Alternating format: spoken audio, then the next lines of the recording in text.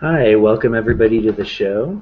My name is Jeremy Crow, and today we have uh, Andrieh Vitimus.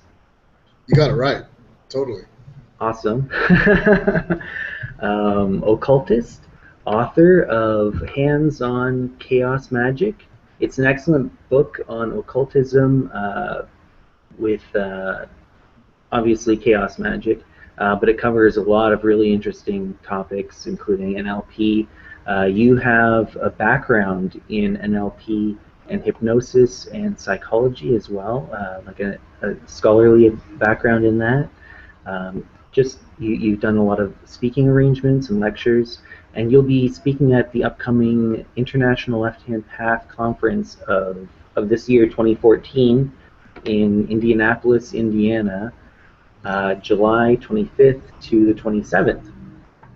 Yep. I'm looking forward to it.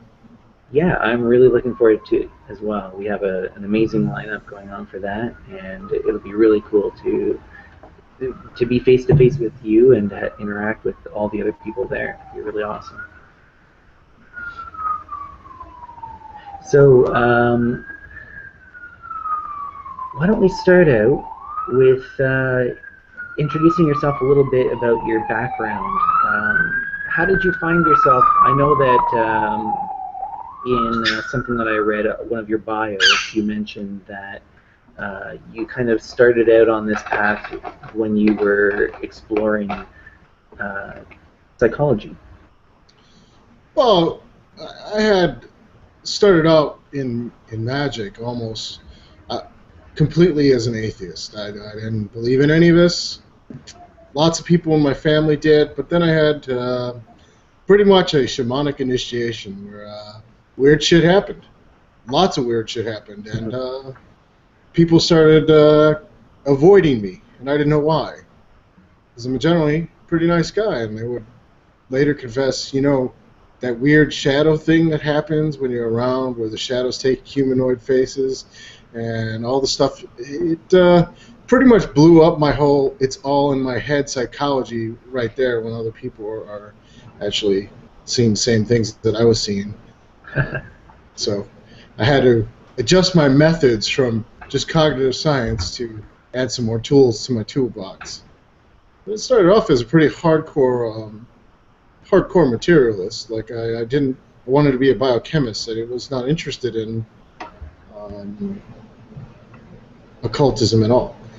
But after that kind of rough experience, I kept my skeptical mindset and my scientific methods and scientific mindset, and tried to actually really go and explore occultism and understand what's going on here. Now, obviously, I don't have the answers now, but I have some ideas. Cool. Well, hopefully we can discuss some of those ideas. So you're actually involved with uh, Peter Carroll's Arcanorium College? Yeah, well, I occasionally will teach classes at the Arcanorium. I haven't taught a class in a little bit of a while because I got really busy and I started doing grad school. But I'm going to try to teach one probably in December, so um, or January. Excellent. Now, also, I know that you recently did a webinar on, I think you said it was on sigil magic, or was it entity creation? Oh, that webinar is going to be July 12th. Oh, it's upcoming then. So it's upcoming, yeah. Where I'm going to cover thought forms and various artificial spirits, which is one of the more contentious points of occultism, artificial spirits. And when I first, when I first started out, I pretty much would not work with any spirits that I didn't create. So I was very, very, very completely left-hand path. Even invoking Set was kind of distasteful to me. Now, I have a good relationship with Set, but back in those days, I was like, I don't want to deal with spirits at all, except for the ones that I create. Uh, but there's a lot of usefulness to creating your own spirits. Some of my closest protectors both served me well, are created spirits. You can go really far with just working with created spirits and egregores that you create yourself, or that your group creates yourself and works with them. Now, what's the difference between a created entity, a thought form, and an egregore? Because I know these are terms that get thrown around a lot, but people that are new coming to the cult, Well, everyone, of course, has a different definition for what these things mean. But for me, a servitor is generally a programmed entity, so they're kind of limited in scope. A thought form can be almost anything. Fictional characters will form thought forms inside because people observe them and they think about them. They'll form thought forms. A relationship can have a thought form. A corporation can be a thought form or an egregore. Egregore, generally speaking, means that more than one person, more than a few people are actually feeding into the thought form. It doesn't necessarily have to be programmed. It could be, like I said, corporation. Now, corporations have egregoric structures, which everyone's part of the egregore in a corporation, but it's an artificial creation that arises from the social structure. However, if you look at it purely from a social status point of view, of a social standing point of view, there's certainly rules and cultures. But once you pull it out of that whole egregore, that whole collection of things, out of just a merely physical social realm and into kind of spiritual realm, they certainly have an egregore that encompasses all of that. And that's the best way to define an egregore, is that accompanies it. Golden Dawn magic has egregores associated with it. The OTO has egregores associated with it that encompass not only the magic but group conduct, how individuals should be acting in the group, how individuals, it also affects the behavior of the individuals that connect in the egregore. So that's probably a good way to put it. Let's probably see if you have questions there. Well, that's really interesting way to look at it, that it's almost like a conglomerate of thought forms sometimes, when you can, like from what you were saying, egregores associated with an occult organization such as the OTO. Usually I would think of the egregore of the OTO, but when you said that there in the plural, it made me think, well, yeah, I guess there are certain like sub currents within that. Certainly every temple, every oasis in the OTO is going to have its own egregore, its own personality. And yes, you're right. Right. There is a bigger OTO egregore. Those are not mutually exclusive at all. So egregore can comprise smaller egregores or thought forms that kind of like gears.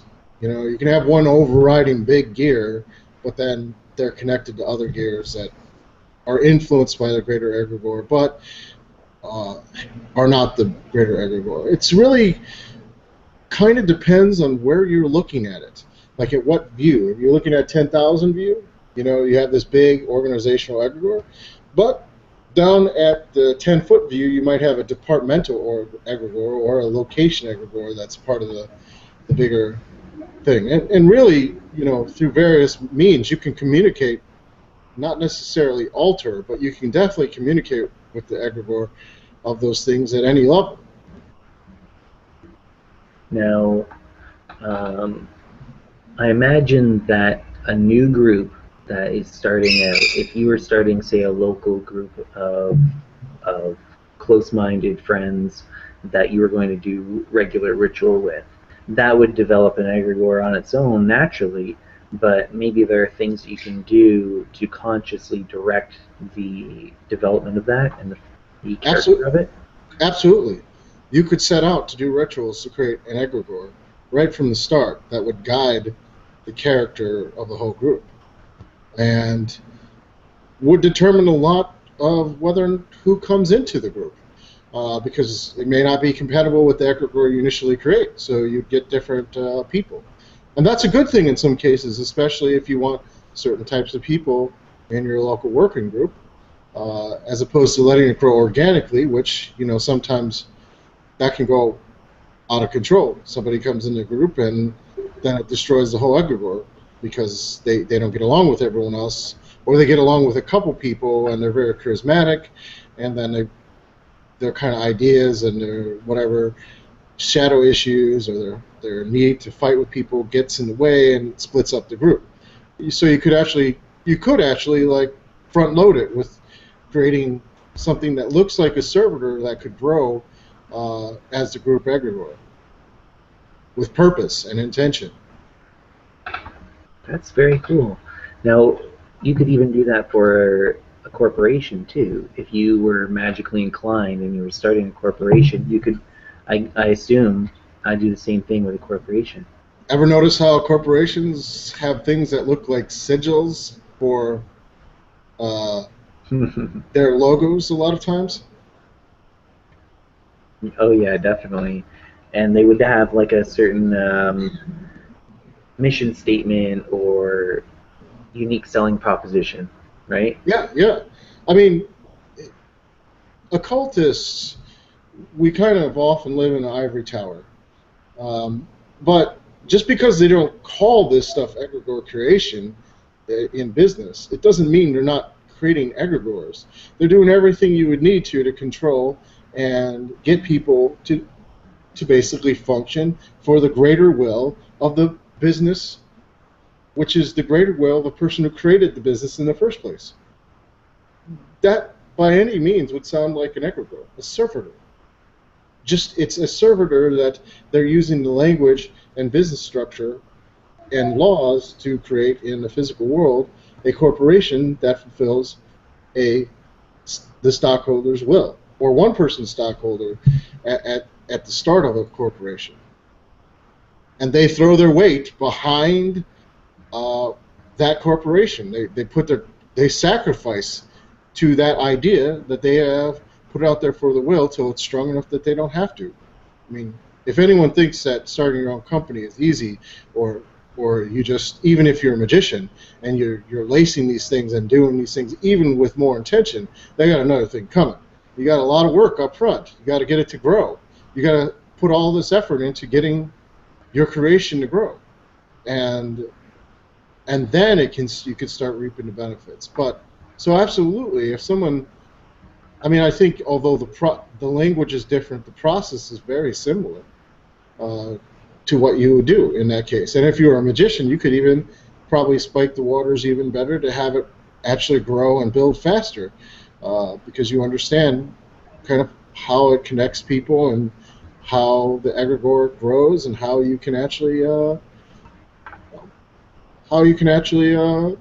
make a bigger spirit out of your corporation. Now that actually presents other options as well. Say you fundamentally disagree with the operating procedure of a large company out there that has a very well-defined brand with a logo, aka sigil, Yeah, and all this stuff. You could actually potentially work on not just the physical level with the regular direct actions or protests, but perhaps even with magical acts. absolutely. You could, and that's one of the things that the Knights of Chaos at the Arcanorum we're working on, is to go after some of the most egregious corporations. Sometimes they succeed, sometimes they don't. Because you have to also remember, at the point you have all the people tapped in to the egregore, even if they're not all magicians, they still have will, and they're still feeding that egregoric force. So if we're going to use that model and that explanation for corporations, they would, by definition, have defenses based around the willpower of everyone employed and who was fully in the corporation. Right. So, like, all of the people that say their livelihood depends on that corporation being successful, or at least continuing on, um, those people contribute to the egregore and protect the the egregore of the company on that level, then, in a sense. Wouldn't what? Yeah, of course. Wouldn't they? Because they don't. They need their job, Right. and many of us need our job. But such a outright destructive act, that may not be the best way to deal with it. But if you're working at a corporation that you don't like what they're doing, you certainly can try influencing the direction of the corporation by influencing members in the corporation, uh, trying to get them to have more of a conscience about what they're doing. Um, Certainly, you could try to steer the egregore in different directions that are equally profitable. So there's still stuff you can do, if not a direct assault, maybe a finer touch. To some corporate cultures are such that you might not be able to do that. If you look at the egregores that are presented, they're too toxic to actually do that. But that's not every company. Most companies, I think, probably, if given a direction in a way, would be more open to it. Yeah, now I found that in my own work, in my own situations that I've encountered, there have definitely been times that I've felt um, enraged enough to do some sort of curse or hex, but I found that it seems to be more productive to do some sort of healing ritual, because that's going to work out for everybody's benefit even more so than trying to do something destructive. Yeah, yeah. Oftentimes, enlightenment would be a far greater curse than most curses that you can throw. That's a good point. Right? Or even self-knowledge is to evoke or do an enchantment for someone to have self-knowledge. Well, if they've really put the blinders on, that's quite a heavy-handed thing. Yeah, it could be quite painful for them to come to terms with certain things all at once. Yeah, for sure. Now, let's shift gears a little bit. One of the subjects that you're going to be talking about, you're actually going to be talking about sigil magic as well Yeah. as um, atavistic shapeshifting. Yes, yes. I'm really looking forward to that class. Sigil Yeah, Magic class is kind of, that's. I'm gonna make it exciting. I'm gonna do some cool stuff. Lots of people know about Sigil Magic, so yeah, well, definitely, I'm hoping to get something into that too. But what I'm really excited about, obviously, is the atavistic shapeshifting. Can you right. tell us a little bit more about that? This class is. Yeah, I have another project that I'm probably going to only release on webinars and in public classes. And the atavistic shapeshifting is the first part of that, um, which is chthonic shamanism, or basically demonic shamanism. So atavistic shapeshifting is I think, the first kind of steps you have to learn, which is changing first, being able to change your aura into something that is different, and then second, being able to change your personality structure into something that's different. And we can explore the evolutionary traits of our own DNA, because there's still markers to experience more primal atavistic states of being that are closer to further and further back in our evolutionary chain. Whether that's, the bestial type of werewolf, which would be more like wolf, back from chimpanzee, or even going back in our own DNA to experience what it is to be more lizard-like, or even try to understand the consciousness of a cell, because those are all things contained within our DNA. I found that being able to do this and unlock those kinds of states inside your mind allows you to actually be able to more effectively travel to what people would generally consider demonic, or chthonic realms in the astral plane, and more easily be able to control and command uh, chthonic or demonic entities in the world when you feel their presence, because you're more in touch with the atavistic sides of yourself, not letting it control you. You are in touch, you've integrated it, so you're more able to command and control the types of, or even negotiate with, which is usually what I do, negotiate with darker forces. Darker isn't really a word I like to use, just more aggressive is probably a better word.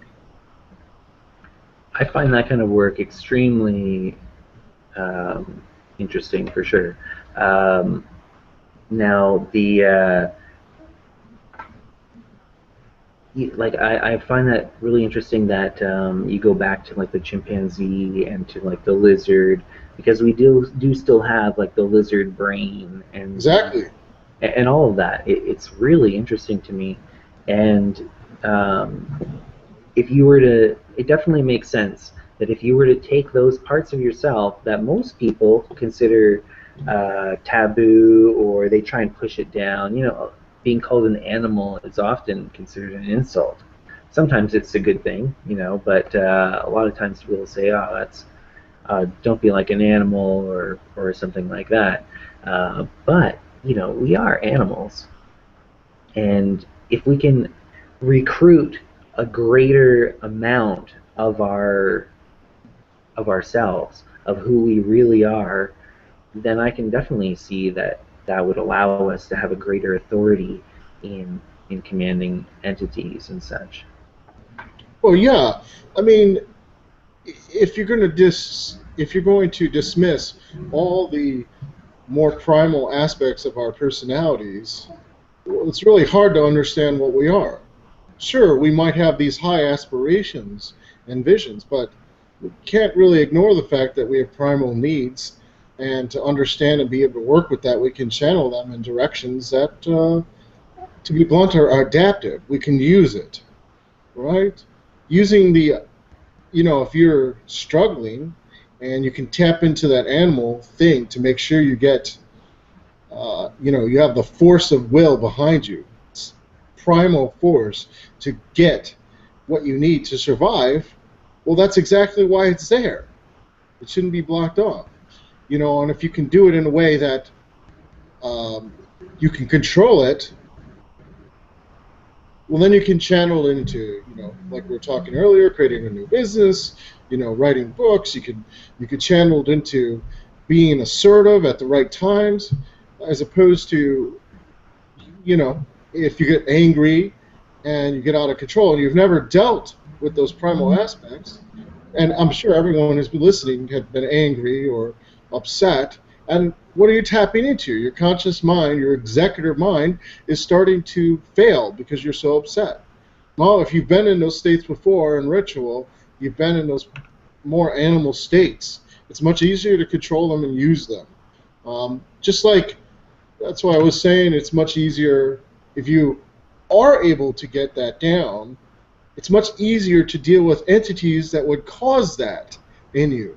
So if you're standing in front of an entity, what is like classically called a demon, I just call it more aggressive spirit, it's going to reflect on you. You might get upset, you might get angry, you might be brought to tears, but if you've mastered those kind of different elements of yourself that are much more primal, you've been in those states before, you can turn it down and basically tell the entity, no. Now, listen here, we're not going to play that game. Excellent point. And I know that you work a lot with NLP, and so one thing that you could do is anchor these different states. Once you've been able to get into the state, whether you found yourself in the state or whether you've induced the state somehow, then you can anchor it, right, to some sort of trigger that you can then use later to bring it up. I have books. Or control it. Yeah, I usually make visual seals for some of these states or some of these shape-shifted forms and save them so I can go back to them. Some nice werewolf forms. That's a traditional hybrid. Some attempts to do work with sharks, some wolves and other animals like that. So yeah, once you get there, you can anchor it. Now, it takes a little bit because you could lose control if you go too far in some of these states. So you have to kind of learn control as you're going deeper and deeper and deeper. Now, I don't want you to give away everything, but can you give us a little taste of some of the kind of ways that you could bring yourself into these states, these atavistic, calling up these atavistic circuits within our DNA? Sure. I'll do a fast one, much simpler than I'm going to do in the workshop. So I don't know if people are listening live right now, but if you are listening and driving, that's bad. So don't follow along if you're driving or operating machinery or something like that. It's very simple, and I'll do this very quickly using some NLP techniques. The real benefit will be if we could stay in the state longer. So I just want you, everyone who's listening, to just close their eyes for a second, breathe very deeply, and as each breath they're taking in and out, just see yourselves going backwards in time. Each breath, a day, backwards in time. A month, backwards in time. Each breath, a year, backwards in time. All the way to breaths taking 10 years back in time. All the way back to when you were a baby, backwards in time, seeing, feeling, and hearing it. All the way back to when you're just cells. And as you go through being an embryo, you'll notice that as you go backwards in time in embryo, you'll cross through something like a wolf. You'll cross through lizards. As you go backwards in time, breathing, seeing it, you may see all different types of animals. As you keep going backwards in time, you might just see DNA. And from this point that you can feel, see, hear your own DNA, you can feel it coursing through your veins. You can, by focusing on your own DNA, you can feel yourself becoming enlivened. From this point, you can choose to take on the aspects of any animal connected to your DNA and just let yourself go to where you would like to go just for a second. You might notice how easy it is to start to feel, see, and hear your body start shifting towards that animal. That's okay for right now that you stop, but you can review this later and think about it. But what you might feel is that vitality of the animal coursing through your body. And that vitality is what we're going to go through in the class much more in depth to bring it out much more fully at the Left Hand Path Conference. So if you want more of this, you have to go to Left Hand Path Conference. Awesome. Yeah, so that was great. I followed along, actually. And definitely looking forward to that. That was lecture. On the fly. Like, obviously, in the lecture, I'm going to have much more, pull people down much further. We want to get a sense of, even if you get a sense of to the point that you're concentrating your consciousness on your own DNA, there's a lot you can do just from there. Now, a couple things that it brings to mind, besides werewolves, is the image of Abraxas, where it's got like a Roman soldier kind of torso, but the legs are snakes and the head is a rooster. Yeah. And it kind of makes me think of how those are different kind of energies or kind of currents that, or even, you know, a type of egregor that comes through that you can channel through. Mm-hmm. Mm-hmm. The other thing that it actually reminds me of are the stories within certain, you know, subculture of shape-shifting lizard people. Yeah, well, you know, the shape-shifting lizard people seems to be a theme for the day. But it's actually interesting because this kind of exercise, when we do it more fully, um, with a lot more emphasis on it, people going, making sure everyone gets in the right states, is also can lead to stuff that the Native Americans called skinwalking, which isn't what people think. It's not physical shapeshifting at all. It's when you actually go onto the near astral plane and try to take mental possession of an animal's body Oh wow. and actually step into the animal or step into the skin of the animal and control the animal. So, that would be shamanism if you're doing it for the tribe. If you're not a friend of the tribe, you're called a skinwalker. So, Okay. Well, and it's the same thing where it's whether it's sanctioned or not makes it black magic or not. exactly. Is it sanctioned? If it's some other shamans who's doing the bad stuff, it's a skinwalker, so it's black magic. Right. Exactly. But these kinds of simple exercises, with some practice, leads to interesting things. Um, some of the things I'm going to cover in the class is actually healing magic, doing what we just did, and with a little bit more focus and a little bit more intention. Because if you can take it back in time, you can concentrate on an area to rehabilitate it. And if you do that enough times, your body will start rehabilitating itself. There's all stuff that you can do with the shapeshifting. Oh, cool. Now I know that you're also into other forms of healing, such as Reiki. That you're quite advanced in that. Yeah, yeah. Does that connect at all in any way? You could, especially if you were going to fill yourself up with more chi right before you did the shapeshifting thing. Your auric presence would probably be inflamed and would probably be more powerful.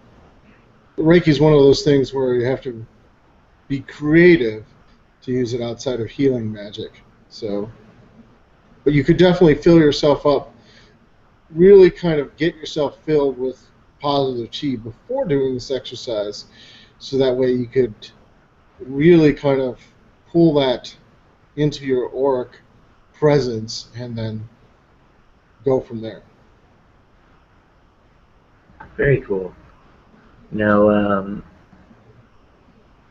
to get into some more about in your book, I noticed that there's some really creative uses of archetypes or entities that have been created through, say, pop culture.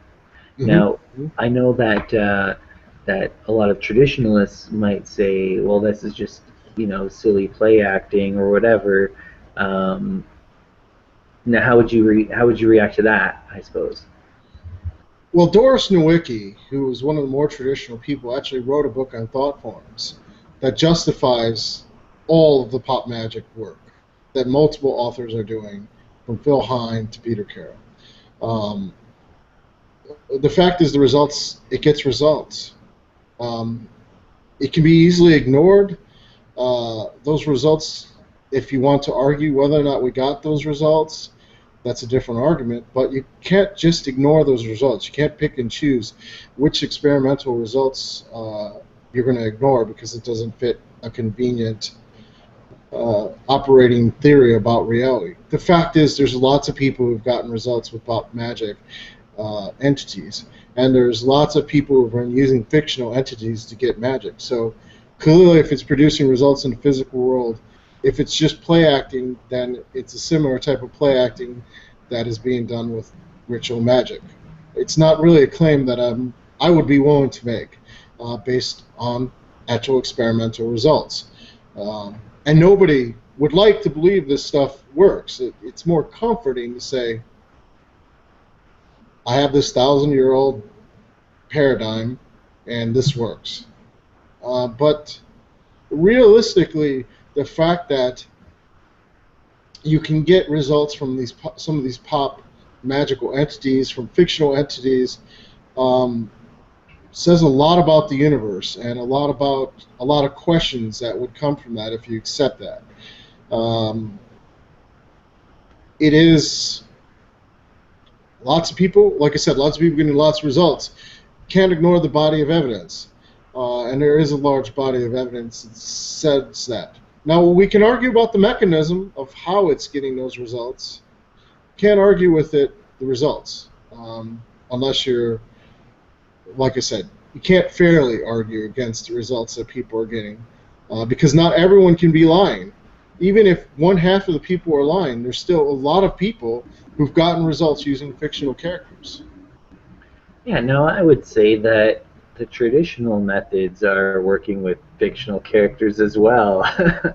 Well, Just not necessarily thought of in that way. I would say the Golden Dawn were some of the best chaos magicians in the 20th century, because if you really look at the Golden Dawn material, they had to put together and synchronize a lot of different things. That wasn't a system before they actually put it together. They made that system, and it's brilliant, but they made it. It doesn't necessarily, it comes from historical cues. I've often said that a lot of the grimoire work that you can do, this was a magician's notebook. This is their notebook. It isn't a Bible. It's they wrote down a notebook of different things they tried, and it worked. That's why everyone's Goetia is different, because it's a working magician's notebook. It's like a scientist's notebook. It doesn't necessarily, I don't believe that they're intended to be used as do it exactly by the book. It's a magician's notebook to get you started, just like if you looked at a scientist's notebook. It's to get you started on your own research. Very cool. Now, one thing that I'm curious about with pop magic, now if there is a lot larger group of people that are talking about or believe in or just are enthusiasts of a certain thing, does that allow the chaos magician to draw a greater amount of power from it, or does that make a difference at all? I think it does. That's been my experience personally. But it, in some ways, it depends on how much you can connect to the fictional characters involved. Um, Like and how it much it depends, inspires you personally? in a way, yeah, how inspired you are, how much you feel resonance with it. Um, I've seen workings that I thought were technically sound, but I just couldn't get into them. I mean, I, a lot of the times the Lovecraftian stuff is that way with me, so everyone knows that if they know me, that sometimes the Cthulhian workings, technically a fictional character, I just don't like them. I've also seen stuff from World of Warcraft that I thought, eh, you know, could pass because I didn't like the characters involved, or I didn't feel resonance to them. So I couldn't personally get on with it. But people did get results. And I see people get results from Cthulhian entities all the time. And that started as a fictional being. Now you could say so many people work with it, it's not fictional anymore. But then you have to be able to make that argument about any fictional character. Uh, because if you work with it enough, then it becomes less fictional. I really believe that's mostly how it works, that after a while, perhaps in a different astral plane, if you want to use the astral analogy, that these fictional creations exist on their own. That's one way to get around the whole, it's just made up. Um, but in reality, it seems like made up characters or made up spirits or made up things often um, can influence things. I mean, there's the story of a Tupla, Philip, who people put an ad out in the newspaper saying something about there was this ghost sighting. They totally made it up. But then people who were doing seances in the area and that Tupla, that artificial spirit, Philip, would show up at their seances and start talking to them. And they made it up. The experimenters totally made this up. It was totally an experiment to see what would happen if they made it up. And that says a lot of things right there. It was completely a fictional entity made up. All right. Oftentimes the meta view of this is just a fictional entity, I think, for many people, blocks it into just a fictional entity, but it doesn't really say how much imaginational power it actually has, and thus how much it is able to tap the people who are actually really into that fictional character. Uh, Oh yeah, I mean, just to use an analogy, how people say, "Oh, it's just a dream." Well, you know how powerfully impactful some dreams are for people. I mean, almost everybody has had a dream that they were asleep and dreaming, and it was just so impactful that it influenced their waking life. right. This is a personally, I think both art and music and fiction are really put into safe buckets. You know, here's a safe bucket, it's just fiction.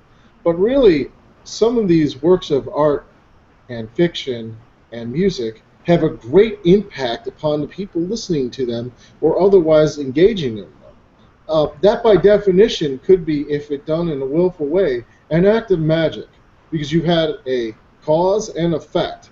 You have a operation, which is like the production of the piece.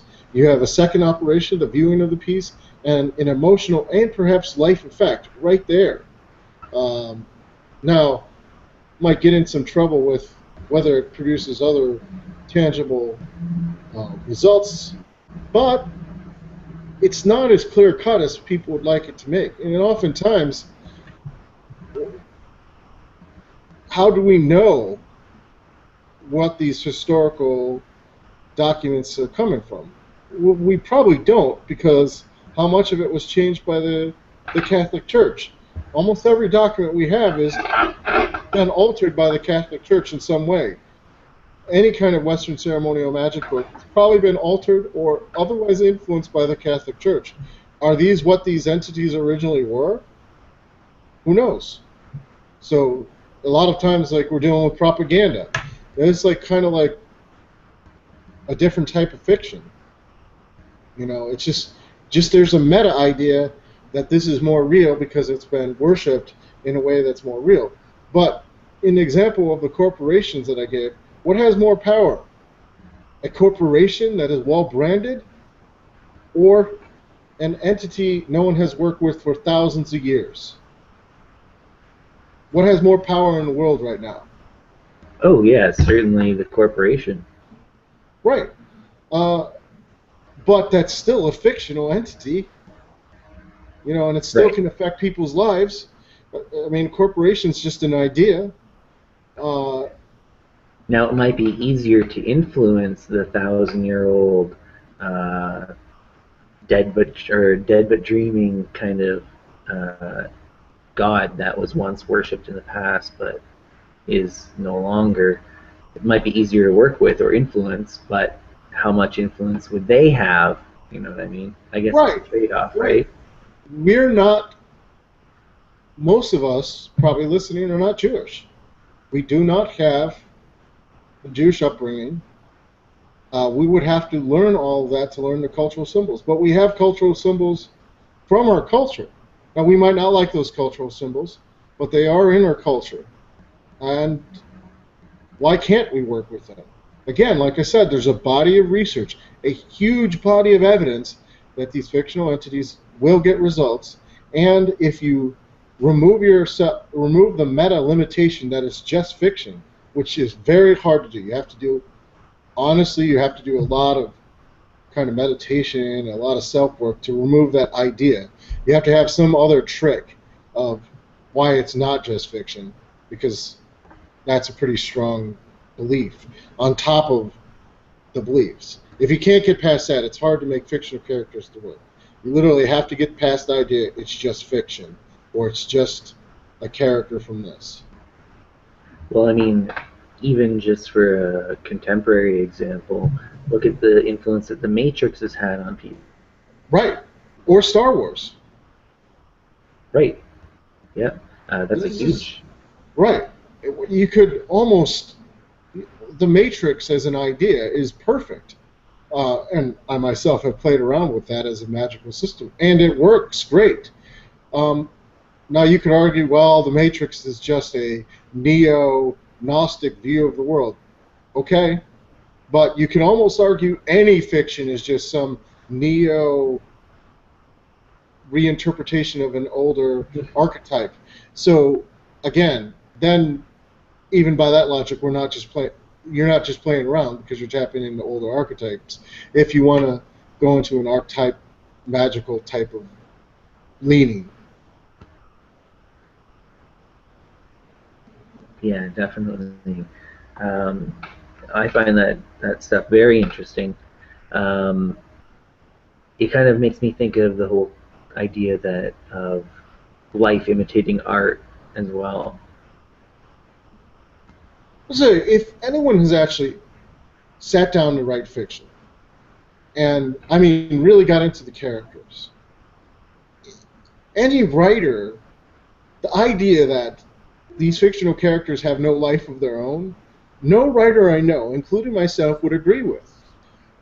You sit down and you start writing this fiction, or you start an art piece, and it develops a life of its own. It demands to be finished, and the characters are so loud in your head that they will not let it go. They won't let it go. They will demand you finish, regardless of what you do.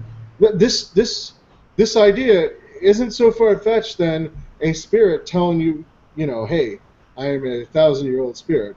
Now, granted, I love some of those 1,000-year-old spirits or 10,000-year-old spirits, but it isn't so different, except for the context, from an outside spirit saying, hey, go do this.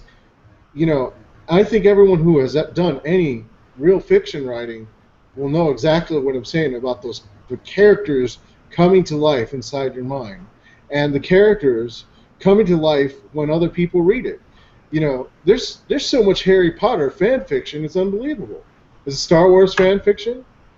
People continuing down, probably a good portion. How many people saw Star Wars when they're a kid and then went into Qigong later? The Force, Qi, doesn't seem like too far of a stretch to me. Again, so you have a movie that has enormous influence. Now, can we summon up Lord Vader? Sure. With Harry Potter, I put the Patronus charm in the book, and I got ripped on across the internet. But I read that. I'll say that first. I'll say those people who did that, they're bullshit, because we tested that ritual against about every possible. Me doing a Patronus charm against almost every possible entity somebody could summon in my presence, I could banish with the Patronus charm. I mean, horrible, negative entities that are like horrible, from demons, Corazon, to just anything people could throw. We had people gang up on me, summon 5 different things in the room that I could banish with the Patronus charm. Now, I didn't do this in like, hey, let me just sit here and I'll do it one time. I actually worked on this. I worked on it for months to really kind of prove that, hey, you know what? It could be done. So it wasn't like, I don't want anyone listening thinking, oh, I just did it in 5 minutes and then, put it together and threw it together. I actually worked on it. I worked on how the chi would flow, the mental state, almost exactly how the movie said you had to. Actually work on having a super positive memory in your head before expelling all the chi and giving it form and getting it, or I don't want to use the chi word, but you get what I'm saying. Yeah, and for anybody who hasn't read it yet, it's not just having a wand in your hand and saying Expecto Patronum. There's a whole build-up and a procedure to it, a formula. And there was in the movie as well, and in the books. That was one of the spells, like many of the greater spells in Harry Potter, that did not work by just putting your wand up. There was actually a formula where you had to concentrate on the most positive memory that you could possibly get and actually let it totally absorb you. AKA, you had to invoke this memory that was so positive and awesome that no evil could touch you. And you had to be fully in that moment. Well, that's describing a whole lot of magical steps.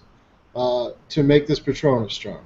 And in hands-on chaos magic, it's far less ridiculous when you actually read it, because there's a whole bunch of steps adapted to make that Patronus charm work. It's using the name and the idea, but it's not just thrown together. And I think a lot of times the reason that people dismiss fictional entities and fictional constructs so much is they're not willing to put the time to actually get the process down of what you need to do to get it to work. It's like any other magic. You have to go back into, revise, rehash, retry until it actually works properly. So I have a question that I'm interested to see how you'll answer in light of our discussion. Is Santa Claus real? Santa Claus is a hard one to answer whether it's real, because Santa Claus is most certainly real for lots of reasons. First, there was a historical person named Saint Nicholas from Ukraine, so that's already you already have a dead spirit attached to it. I mean, you already have we could ask, is anything real? But we already have a long historical tradition that goes back even before Christianity in some cases, back to Odin.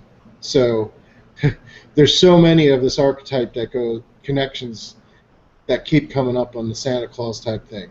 So a better answer is probably, it is definitely at least in our collective subconscious, completely. Now, if you can connect to Santa, Santa will show up. In fact, I run a little site that I'm trying to rebuild. It's rebuilt now, but I'm rebuilding it for the next version. It's called magical30.com, which is 30 days of doing actual magic work, not book magic, for 30 days. Every day. Is that 30 or is it spelled out 30? No, it's 30. So it's magical30.com. If you go to my website, you can see it. We had one person actually work with Santa Claus for 30 days and got everything he asked for from Santa. So that's an interesting archetype to work with, right? Because it's about Santa is like the spirit of giving in a sense, right? Well, except unless you're dealing with the German Santa, who brings like a little demon to eat children if they're bad. Seriously. The Krampus? That's the Krampus, yeah. Who eats children if they're bad. So the German Santa and kind of where St. Nicholas comes from and those Northern European Santas really have a lot more teeth than the U.S. version. Now, I wanted to ask you a little bit about your connection with the Left-Hand Path, seeing as that you're going to be speaking at the Left-Hand Path Conference, the International Left-Hand Path Conference. How does that kind of resonate with you, or what connection do you have with that?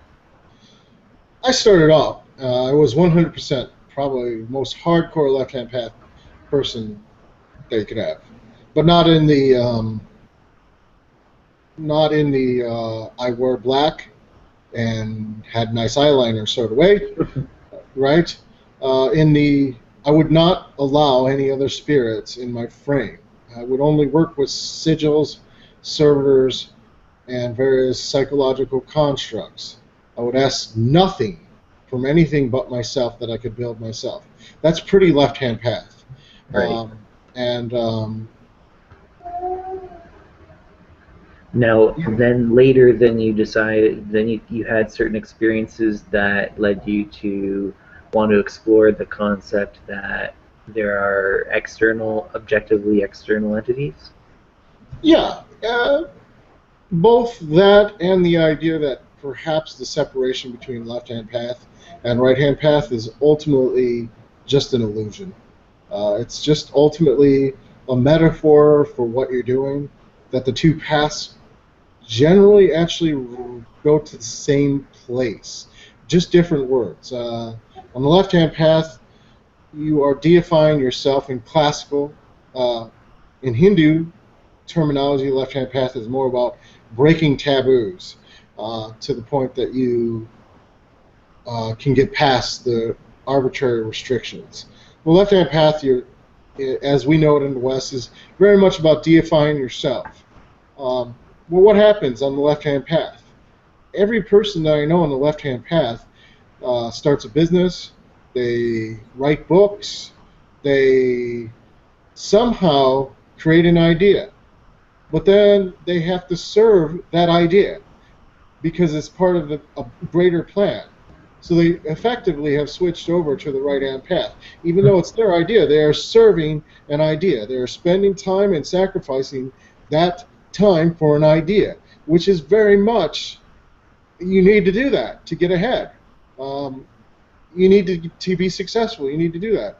Well, the right-hand path, you see people, they will go down the right-hand path and they will worship a god or goddess or spirit. They'll keep going down that path, and things will happen in that path that forces them to reflect inward and develop personal strength.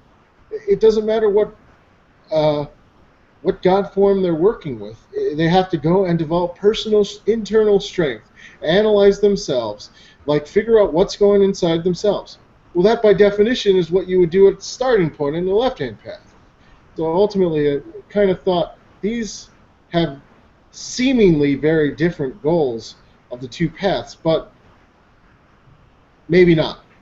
Maybe that's generally illusionary. And people are switching between the left-hand and right-hand paths all the time anyway. Yeah, well, that's an interesting way of describing it. Now, that it calls to mind the imagery of, say, somebody on the left-hand path becomes a god in a sense, or apotheosis occurs, and then they weave into, ultimately you have to end up weaving into the tapestry of the universe to influence it. And so then again you become part of the whole thing again. And yeah, I can see what you're saying with that. To me, looking at it like an illusion and be able to use both sides of that equation and kind of getting past the labels is where you really can be a magician. You can do what's most adaptive for you at that time that it's most adaptive and make the most progress on you. You're not limited by any conceptions of this or that. You're free outside of the limitations to try to grow and be as much as you can. Great. Well, I think that's a great way to end it. I just wanted to kind of thank you for being on the show again. You're welcome. I hope you had a great time. Yeah, I think we covered a lot of really interesting subjects tonight. Indeed, indeed. Yeah. Now, I would like to encourage people who are listening to this live or the archive version that if you do want to see more of what Andrieh Vitimus is talking about here today, to get more in depth, some of that atavistic shape-shifting stuff that we were talking about earlier, I'm really looking forward to that. Definitely you're going to want to get that ticket as soon as you can, because there are a limited number of tickets. It's not a massive venue, so once the tickets are sold, that's it. Now I'm going to go a lot deeper too. That was just a fast 30 seconds to give you an idea of how it could feel. We're going to do pretty extensive work in the Left Hand Path Conference, so definitely get those tickets. Okay, yeah, and I want to thank you again for being on the show. Again, it was a lot of stuff to think about. I'll definitely be thinking about that for quite a while, and really am looking forward to those lectures you're going to be giving. Well, thank you. Thank you. I'll see you in a couple weeks. Yeah, it'll be weeks now. So. Yeah, actually, it's really coming up really soon. So. Yep, a couple weeks. It comes real fast. Yeah, it'll go by really quickly. Okay, well, thanks again, and have a great evening. Thank you.